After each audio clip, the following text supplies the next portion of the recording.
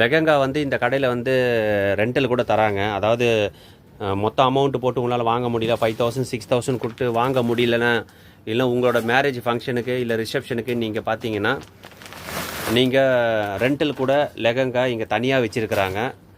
So அதை வந்து நீங்கள் ரெண்டலுக்கு எடுத்துகிட்டு போய் நீங்கள் யூஸ் பண்ணிட்டு திருப்பி ரிட்டர்ன் தரலாம். அந்த மாதிரி ஸ்பெஷலிஸ்ட்டும் பனிஹரி சேரீ கலெக்ஷனில் சவுகார்பேட்டில் இருக்குங்க.